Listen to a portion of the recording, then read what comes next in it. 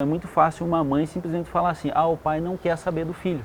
Eu acho isso uma grande mentira, eu acho isso que seja a grande exceção de pais que não querem conviver com o filho. Boa tarde a todos, o meu nome é Eduardo Camargo, sou advogado, atuo há 7 anos com direito.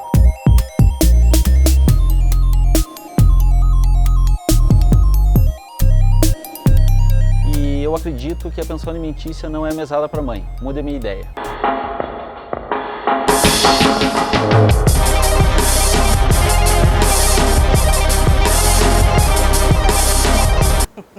Olá, eu sou dos Eduardo. que abraçam, desculpa. E aí? Boa tarde. Prazer, Cleverson, tudo bem? Oi, tudo bem? bom? Como é que vai? Prazer. Fique à vontade. Como que é seu nome? Eu sou a Marina. Marina. Meu nome é Eduardo, sou advogado também, você também é advogado, Sou. né? Eu fiz uma postagem que viralizou, onde uma tese que eu defendo que o valor de pensão alimentícia, fora o pagamento in natura, o valor pago não pode ultrapassar R$1.000. Queria saber de você se você recebe pensão, se você Sim. paga, ou qual que é a sua opinião sobre a minha opinião. Eu recebo e pago pensão. Né? Você tem filho? Eu tenho um filho de 5 anos. Você tem filho? Eu tenho. Tem quantos? Tenho um só. Um filho de quanto tempo? 7 anos. Bom, eu me chamo Cleverson, eu sou separado da mãe da minha filha. Pensão é um termo técnico usado quando as partes não entram em acordo e aí a justiça tem que intervir, não é isso? Isso. Então, no nosso caso, a gente consegue ter uma ideia legal sobre o que fazer porque a gente se dá bem. E isso é bom para todo mundo. Agora, em relação à pensão, eu acabo acreditando que o que eu faço não deixa de ser um pagamento de pensão. Por quê? Porque eu tenho uns gastos com a minha filha e que às vezes ultrapassa até os R$1.000. Vou te dar um exemplo, janeiro. Janeiro foi terrível, por quê? Porque você tem a escola, você tem uniforme, você tem material didático e material escolar, você tem um monte de coisa. Então passa fácil de R$1.000. O meu texto especificamente, que é o título pensão acima de R$1.000 é enriquecimento sem causa. Então quer dizer, acima de R$1.000. Outro ponto é que no contexto, no decorrer do texto, eu explico que é R$1.000 em dinheiro, mas existe o in natura.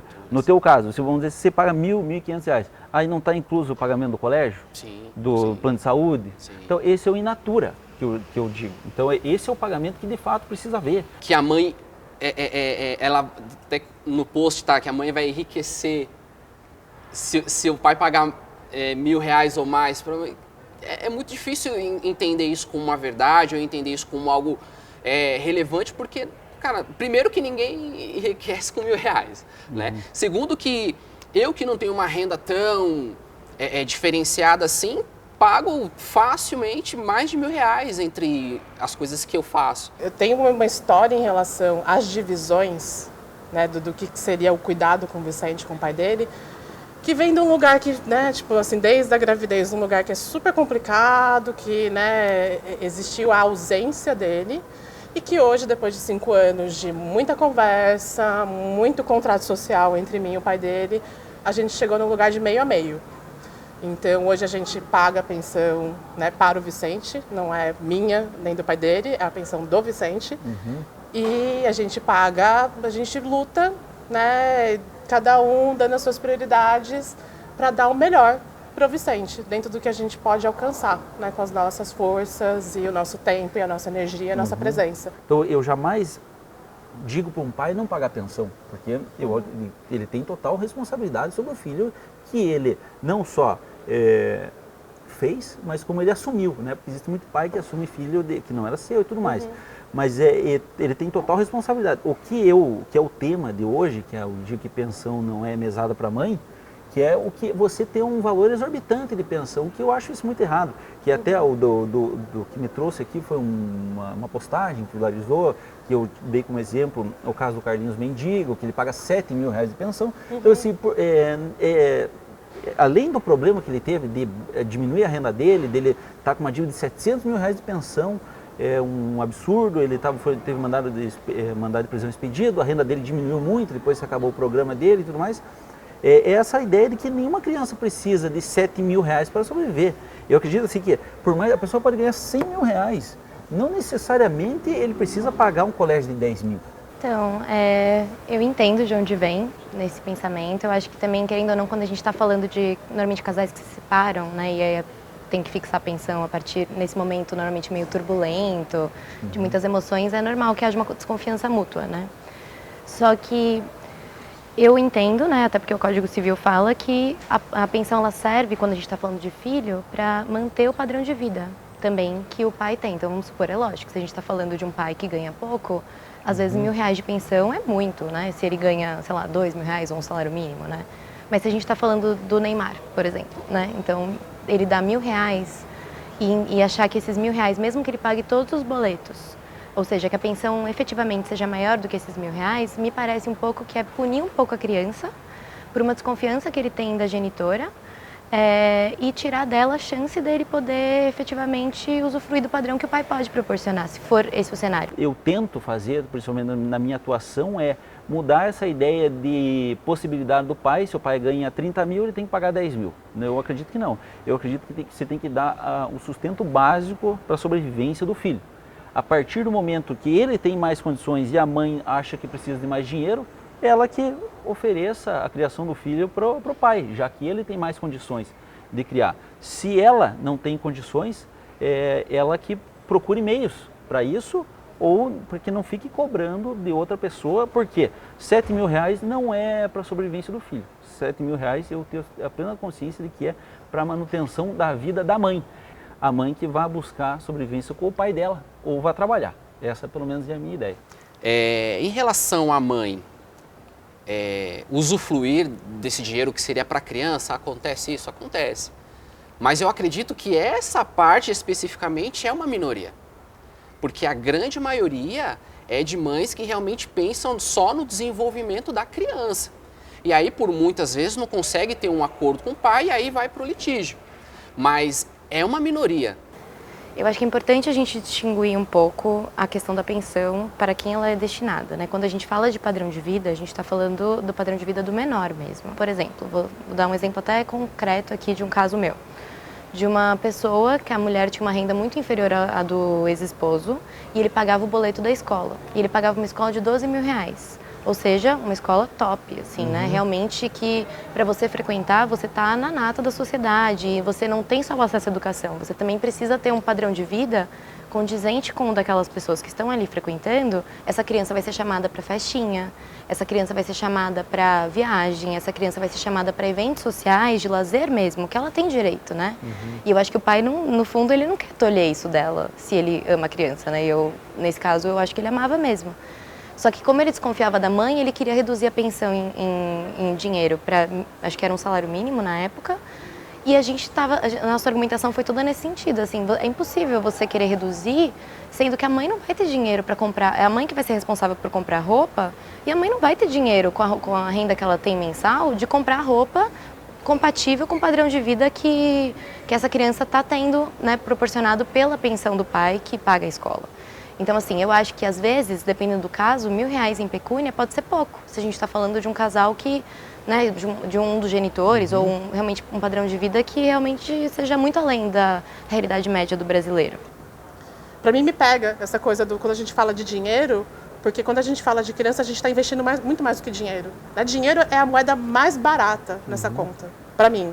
É a mais barata, porque a presença, o que consome a presença de educar, o cuidado, o afeto, ou como você é derrubada todo dia, quando você escuta, quando você vê, né, tipo, que tem doença se espalhando no mundo, que tem a economia até colapsando, que eu não sei se eu vou ter emprego amanhã, e que eu tenho que fazer um corre revolucionário para conseguir trazer para o meu filho uma experiência de vida que não afete ele em relação à família que a gente tem, não afete ele em relação à sociedade que a gente vive. Muitos pais acham que o que eles têm que pagar judicialmente, ou mesmo que eles avançaram em acordo, é o máximo que eles têm que fazer. Enquanto que a pessoa que fica com o filho, né, na residência, não tem essa lógica, né? Sei lá, se eu estou morando com meu filho, não vão ser só 30%, vamos supor que seja esse o patamar que o pai paga. Não vão ser só 30% que eu vou gastar com meu filho, das minhas rendas, né? No fundo, eu vou ter que gastar muito mais, porque eu estou ali cobrindo despesa e se eu ganho menos do que eu gostaria para poder prover a vida que eu quero para o meu filho, eu vou ter que fazer um malabarismo louco para conseguir fechar as contas no final do mês.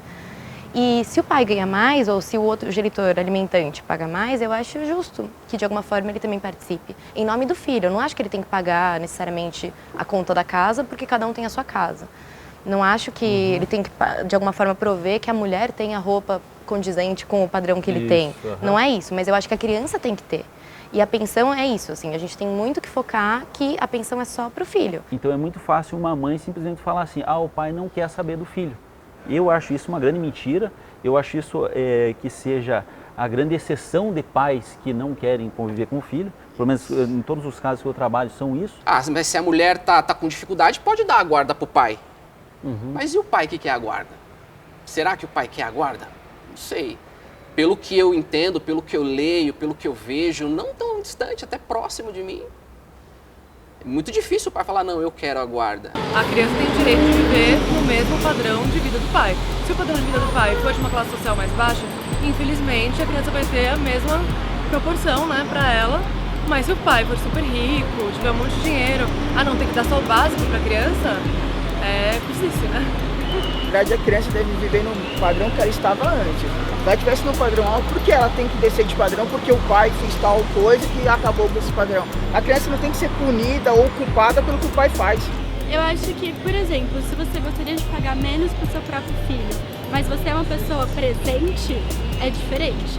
Mas tem muitas pessoas que falam que, eu queria pagar menos para o meu próprio filho, mas você vai ver ele está gastando com outras coisas que não seriam necessidade. Então, eu acho melhor você pensar numa pessoa que você colocou no mundo e não no quesito de dinheiro que você está dando para ele ou não. A GV fez uma pesquisa que saiu ano passado que falou que 52% das mulheres são demitidas depois que elas voltam da estabilidade da gestante, né? Porque as mulheres têm essa estabilidade, que elas não podem ser mandadas embora, acabou e elas são mandadas embora.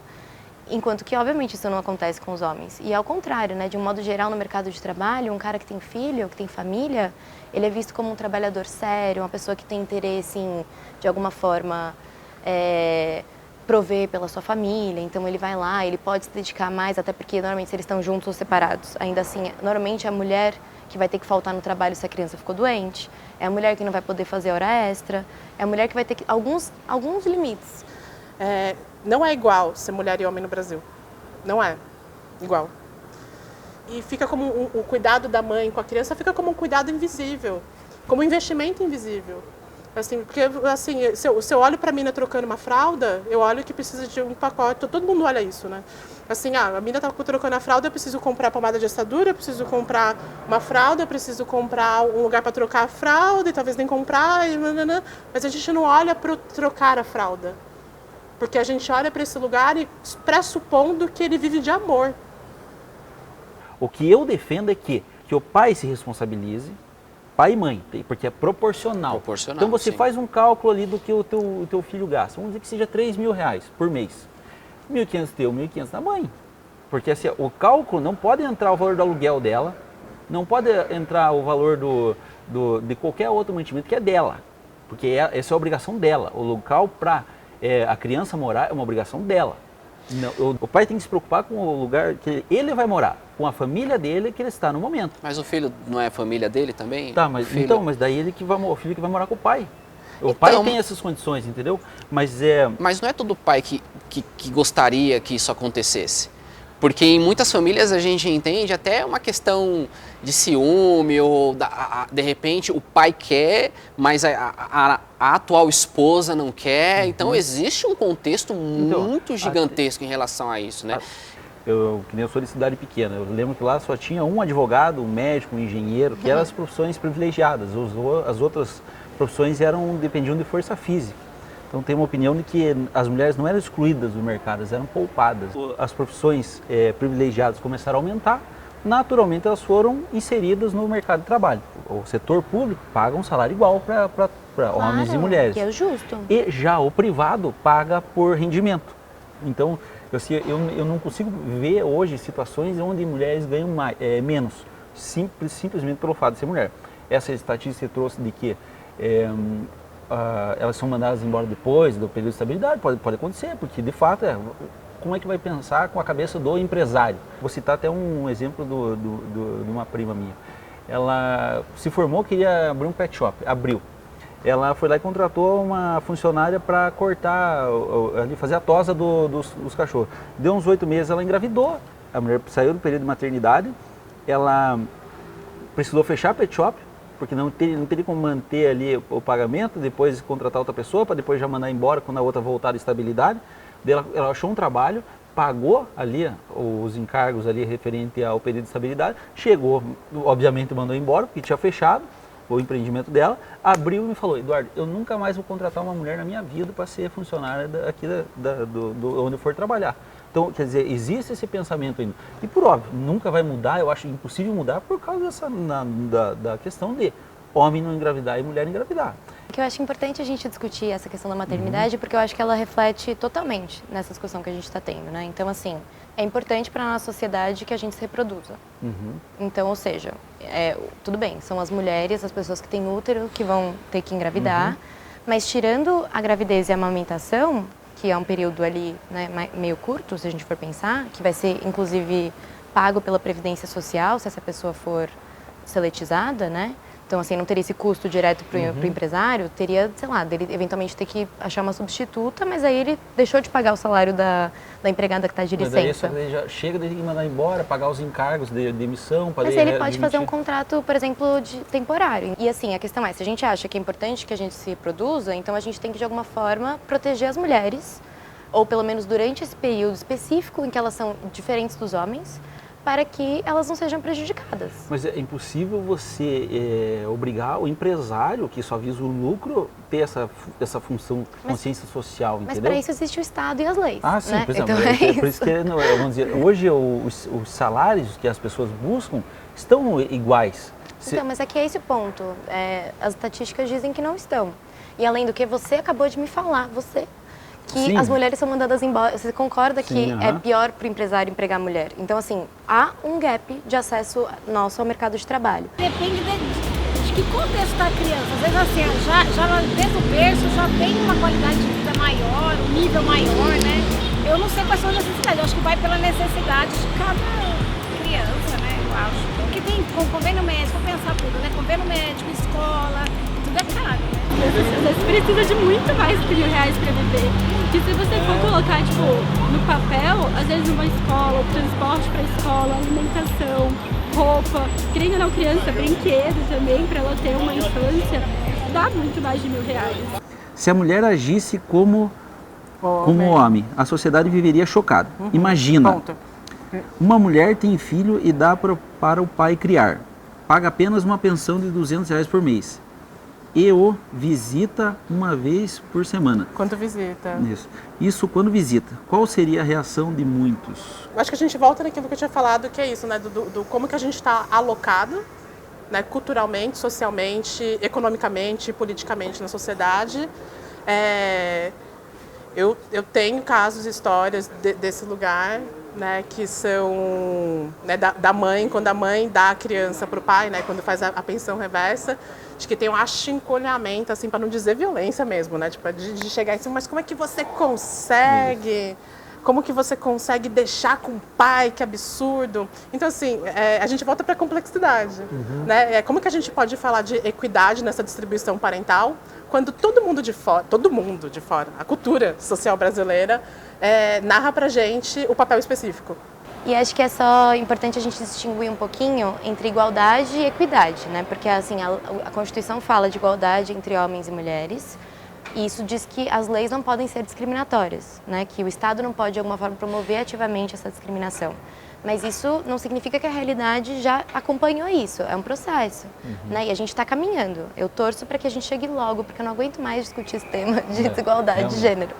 Mas ainda não chegamos lá, então isso também se reflete na realidade, principalmente da família, porque como a principal diferença é o trabalho reprodutivo, é óbvio que vai ser na família que isso vai ficar mais claro. Se a gente puxar um pouquinho para o lado emocional, tem muito pai que acaba deixando o filho de lado, entrando naquela questão também de abandono paterno, que é gigantesca e só vem aumentando. Então, o que eu quero dizer com esse contexto é que a carga máxima fica toda para a mãe. E isso é uma baita injustiça, cara. O quanto de mãe que eu conheço que cria os filhos, que trabalha fora, que paga alguém para ficar com os filhos para ela poder trabalhar fora porque o pai não ajuda ou porque o pai paga R$200, R$300 e acha que é muito, não fica com a criança porque fala que não tem tempo. Ex-esposo sem pagar pensão há 3 meses, falando que não tem dinheiro. Protocolei requerimento de pensão sexta-feira. Depositou tudo hoje, antes mesmo do despacho da juíza. Justiça que fala, né? Então, por óbvio, se alguém tá com uma incidência, tá prestes a ser preso, a pessoa consegue dinheiro, né? Vai fazer empréstimo, vai buscar com o pai, vai buscar com o banco, vai buscar onde for. Mas não quer dizer que aquele valor que está sendo tendo vencido ali todo mês é um valor que é da realidade dele. Eu acho que a gente está vendo uma postagem, então não sei se era um cara que só não estava pagando mesmo, mas... Bem, eu acho que é importante de falar que é isso, né? A gente tem 2 recursos dentro do direito de família que visam a proteger justamente o pai que você está descrevendo, que é a revisional de alimentos e, no caso, né, se a pessoa consegue comprovar que ela não tem como pagar, a prisão é descaracterizada. Então, assim, também é um recurso, sei lá, drástico, mas ao mesmo tempo ele é um recurso que tem muitas permissões. Eu acho que a criança pode ter o mesmo padrão que o pai, né? Na verdade, se fosse possível, toda mãe queria que a criança tivesse um padrão alto, né? Eu acho que ela tem que viver o mesmo padrão de vida do pai. Porque se ela vivesse com o pai, ela teria o mesmo padrão de vida do pai, né? Como ela vive com a mãe de repente não tem a mesma condição de vida financeira do pai, eu acho que a criança, sim, estudar numa escola boa, morar num lugar bom, ter acesso a coisas que farão bem para o futuro dela, eu acho isso. Muitas vezes o pai que não tem dinheiro, se a gente for pensar nas pessoas que têm menos possibilidades, ele já não tem dinheiro para pagar a pensão, muito menos para entrar com uma ação revisional.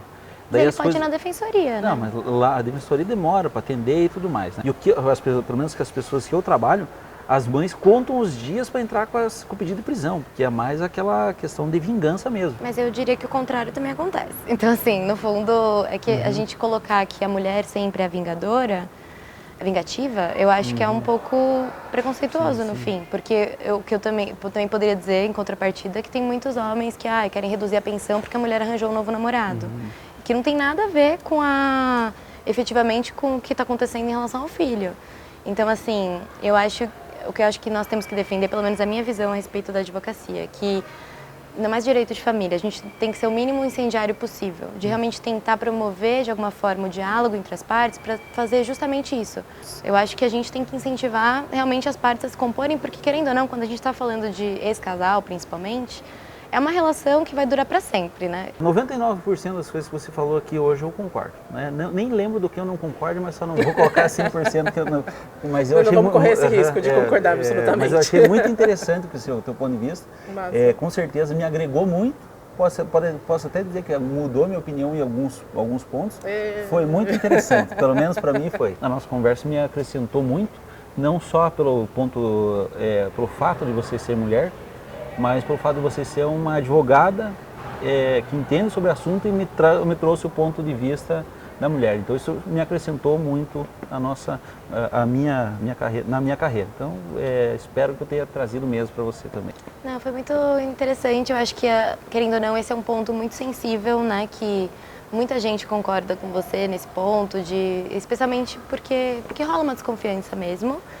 E achei importante a gente poder trazer esse debate. Situações como a sua não chegam para o advogado, né? Como você falou, eu nunca tenho muito esse tipo de ideia, porque para mim só chega o conflito, o litígio, a briga, e eu tenho que comprar para o lado do meu cliente. Eu só espero que você continue sendo justo, porque existem os casos também que são a maioria, que as mulheres realmente precisam de mais amparo, principalmente por causa dos seus filhos. Certo. Valeu, hein? Muito obrigado, hein? Obrigada.